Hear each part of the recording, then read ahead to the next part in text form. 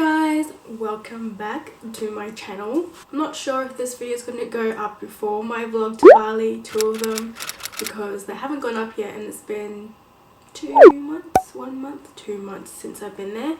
One is already edited, but I still need to go over Alina's face. But the reason why I'm postponing that is because I'm contemplating on showing her face because she's my baby and she's beautiful and I just want to show her off. Also update, I got a new camera. So the second trip to Bali was filmed on this camera. It's an Olympus Pen ELP9, I can't remember.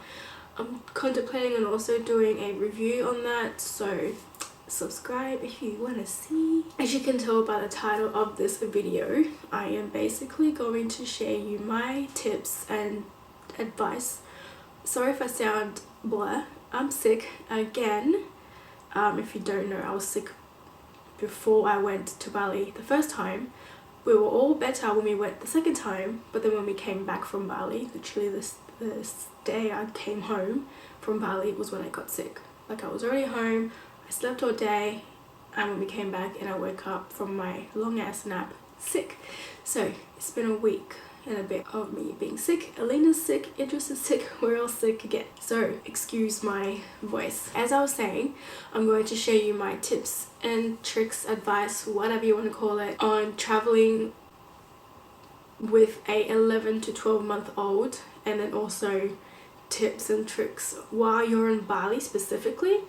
So I pretty much collated a whole bunch of notes for the past 2 months, well actually 1 month, and I'm gonna just get on with it. I was supposed to organize it all into groups and stuff, but I totally forgot, and honestly I also don't want to like waste time doing that while Lena's asleep right now. I just wanted to film it today because I just wanted to, so just bear with me.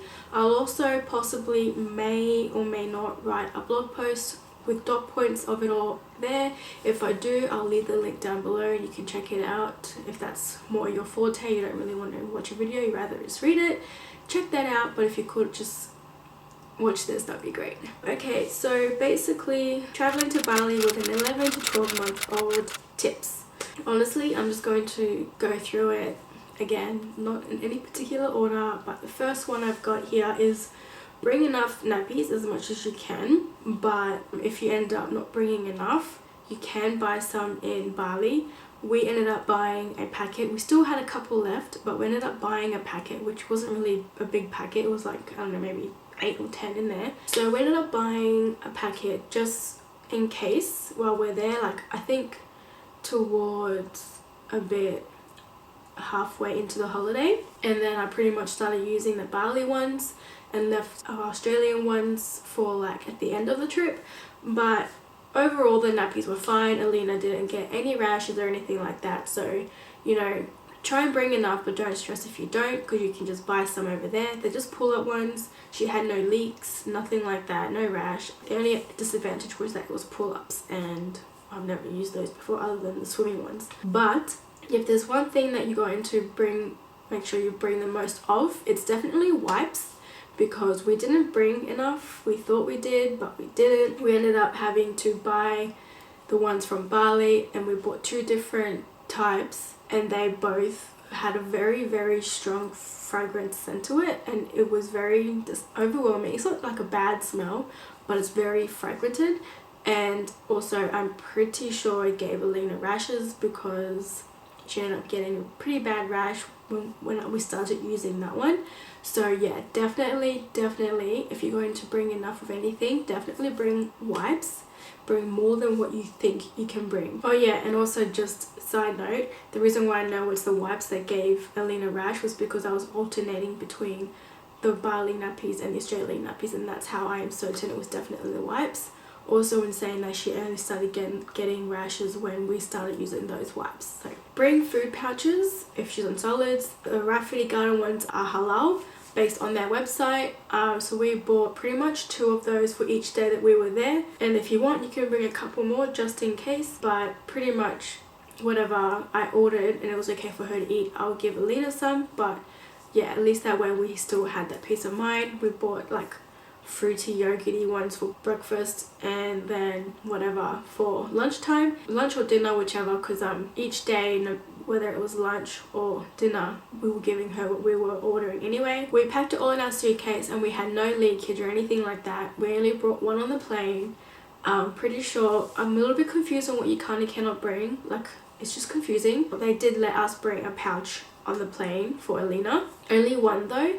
I think we can only bring enough for what we need on the plane, but that's it, you can't bring any more. Bring any medicine that you may need, such as infant friends, Nurofen or Panadol. I heard that Nurofen is better for pain and to make them sleepy, and Panadol is more for pain and fever. I don't know, that's just what a lady at the wedding told me, that her friend who's a midwife had told her. So it came from a midwife. We keep getting told different things, so I don't know, just use your discretion. But because Alina was sick, we brought pretty much everything, infant friend, Nurofen and Panadol, just to be safe. So yeah, just bring both basically. And infant friends if you use that to help them settle. Bring Milton tablets. Well, I didn't bring it the first time, or the second time actually, but I read in a forum that people were recommending it, so you can definitely bring that if you want to. We didn't bring it, but I had antibacterial wipes anyway, so we'll pretty much, whatever that would go into Alina's mouth, we would rinse it with bottled water or even just tap water, but then we'd wipe it with antibacterial wipes. So that's what we did. If you bring the Milton tablets, then you can put that in the tap water, but you know, up to you. Yeah, so the antibacterial wipes comes with a lot of purposes. It's to help wipe anything, like I said before, like we obviously, because Alina was sick, we had, you know, syringes, and we had a bottle in case it fell, can wipe it. But also I use it to wipe down the table or the high chair, whatever, you know, anything. It can definitely come with purpose for anything, and you know, it's better just to be safe than sorry. Obvious one is sunscreen, and I know there were some days where I forgot, but when I remembered, I always put sunscreen on Alina in the morning before we left our villa, and then top up, you know, throughout the day. Another thing I highly recommend is bringing a baby carrier or a ring sling. We actually brought both because I know Alina definitely can fall asleep in the ring sling, so I definitely wanted to bring that. Also, it's just more comfortable for me as opposed to wearing a baby carrier, but it just would wear the baby carrier. The one that we have is a baby born backpack, so it's just, if she's getting antsy and doesn't really want to be in the pram anymore, we can put her in the ring sling or the baby carrier to help her fall asleep, or just to, you know, if she wants to be carried but we don't want to carry her because, you know, it's hot and it's, you know, exhausting carrying her, she's getting heavy. So yeah, that's just an option. And also in saying that, with the pram, we did not bring our Cybex pram because stuff that, don't want to get that ruined. So we actually went and bought a cheap pram from Kmart. Initially the one we bought was the cheapest one, which was like $29, but it didn't recline, and I just, you know, I didn't want Alina to feel uncomfortable and being so upright. So in the end we went back and got the next one up, which is a $59 one. It reclines but not flat, like our Cybex reclines flat. This one doesn't, but at least that way she's still getting that comfort, and it had a little space in the basket on the bottom as well, which is helpful for us to put stuff in. At first, honestly, I was kind of not all for it to bring a pram. Initially, it was actually Idris that wanted to bring the pram. I personally thought that it would just not be worth it because I remember the roads being really rocky and everything. It would just be a pain. But honestly, I'm glad that we ended up bringing it, because by the time we left our villa and walked to the cafe that we were having breakfast, Alina would fall asleep, and that was just so helpful. I was able to relax for a bit and eat in peace, you know. So yeah, in the end I was glad that I brought it. I definitely recommend it, but don't bring like a good one, just get like a cheap one, because we only got a $59 one from Kmart and it didn't break. We used it every day. We even left it in Indonesia for my brother-in-law to use when they went to Surabaya, and they were there for a whole month. They used that while they were there, and then they brought it back and we used it when we went there again in July. So it was in perfect condition, and I can still use it now because I take Alina to the park a lot, take her for a walk. Now I don't have to always take the Cybex out and put it back in on the weekend when we go out. I have a spare one now, and she doesn't mind it. She falls asleep in it still, and yesterday we used it for the first time and she slept in there for like 2 hours. So it's handy. Another tip for going on the plane is wearing a button up top if you're breastfeeding. I found that that was just really convenient for me, rather than having to like lift my shirt up and stuff. It was just easy just to unbutton it. also because I have a nursing cover, I would pretty much just leave that on the entire flight, and then it was just easy to just, you know, cover and feed her whenever she wanted to, you know, be nursed. My next tip, you know, this could just be more beneficial to Alina, but we brought toys the first time around for the plane ride. She didn't really play with it, so not that it did take extra space in our carry-on, but she didn't really play with it, and it was just kind of annoying in the end. I mean, I kind of had a feeling that would be the case because she rarely plays with her toys anyway. She's just not that interested. She's more interested in things that aren't toys, basically. So I kind of had a inkling. So if that's your child, your child doesn't really find toys that interesting, then I guess it's not really any point in bringing it. But you know, use your discretion. You can bring toys if you want. A lot of people recommended to bring toys. She just got bored with it quickly. But then again, a lot of people recommended to get like new toys, like cheap toys from the dollar store or the reject store or whatever. I wanted to do that, but it just didn't, so that's why we didn't end up doing it. Maybe if we had done that, it would have been a different story. Okay, well actually this isn't really a tip because in the end the hotel didn't end up sending a driver, but I've been to Bali 1,000 times, but I just forgot that this happens because it's been since 2013 when I went to Bali last. But if you've been to Bali, you are aware when you walk out of, you know, the airport and you see a whole bunch of people standing there staring at you with signs up with your name and everything. We could not find our driver for the first time in ages, and we couldn't get a hold of them on the phone either via WhatsApp. We had to go and get a SIM card so we just could try and call the hotel, and we could not get a hold of anyone. In the end, we ended up just getting a cab. In the end, when we got to the hotel said that because it just didn't confirm, they didn't send a driver. But the second time round, it was a lot more organized. We had the driver. It was still overwhelming to find the driver, but in the end, like, it wasn't that long. I ended up finding him pretty quickly.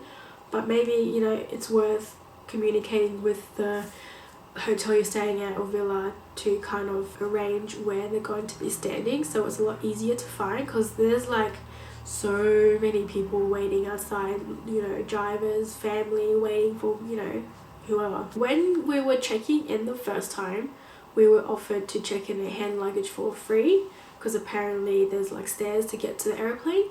So that was cool because, you know, we have a baby, but do that at your own risk on, you know, bringing a second hand luggage, because the second time around the lady did not offer us this and it was still the same shit. There were still stairs that we had to go down to get to the plane, and she did not offer that to us. So you have to take that risk if they get a good person that checks you in or not. It's also free to check in prams, cot, car seats and all that, etc. But honestly, there's no point bringing a car seat in Bali because they don't really drive that fast there anyway. Another thing that was like a big hit for Idris and I is if you have an iPhone or like an Apple device like iPad or whatever, there's this thing called guided access that you can enable on your phone, and I only literally found this out before we were traveling, thank goodness, because Alina started to be in a habit where she wanted to hold the iPad or my iPhone when watching YouTube, but obviously she can't, because if she touches it, then, you know, she gets out of it or pauses it, specifically the iPad, because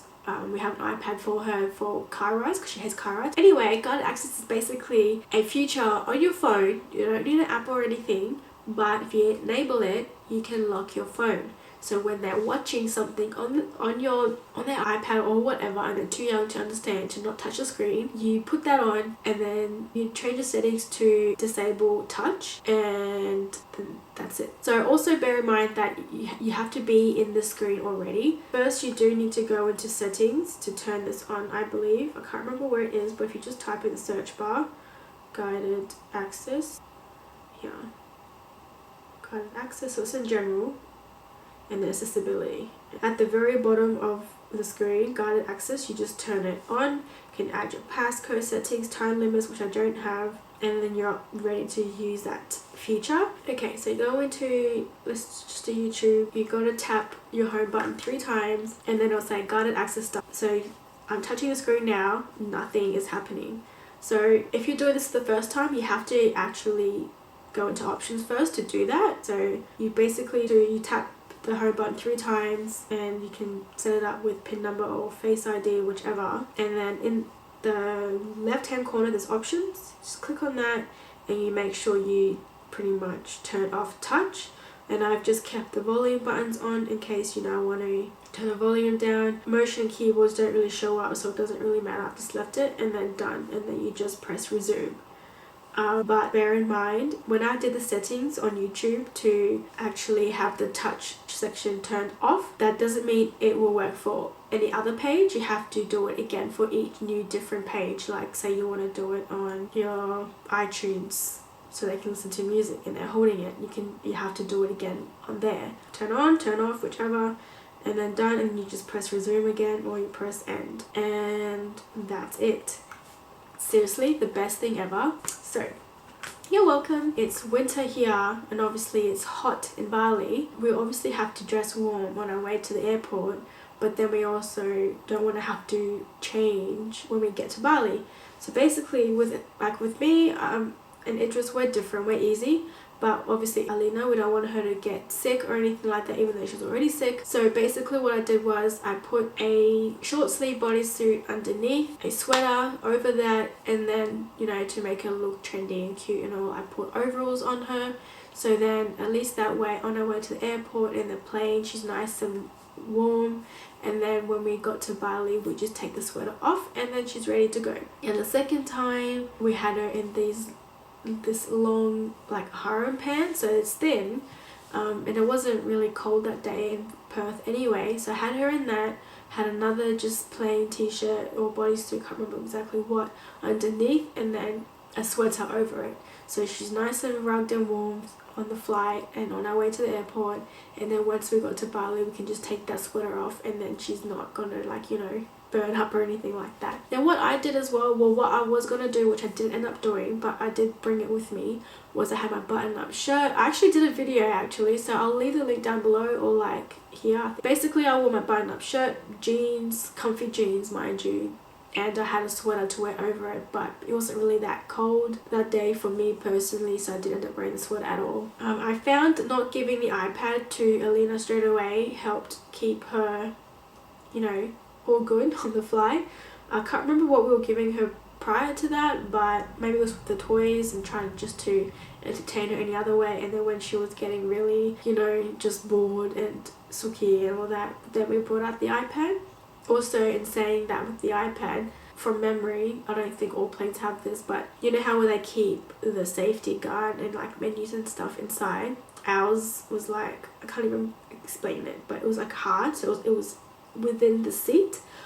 Because we got Alina a foldable iPad case, I was able to put the folded part inside, and then she could basically watch her iPad like a TV. I'll show you a picture, but yeah, so that's pretty much it. Like, I put the folded part in the slip and then she was able to watch it like that, which was really handy. And that's pretty much all the tips that I have for you today. Prior to us traveling, I was stressing out. I was watching so many different, you know, videos on how to survive pretty much on a plane with a baby. Most of it's mostly from like toddler upwards, so I could not find anything for like Alina's age. Even though she was coming to 1 year old, she wasn't really acting like a toddler then. You know what I mean? I just thought I'd do my take on traveling with a baby overseas. I don't know what I'm saying. I'm like sleep deprived and sick and my nose is so uncomfortable. I hope you enjoyed this video and got some, you know, tips and tricks. If you got any questions, just leave them down in the description box down below, and catch you guys later. Ciao!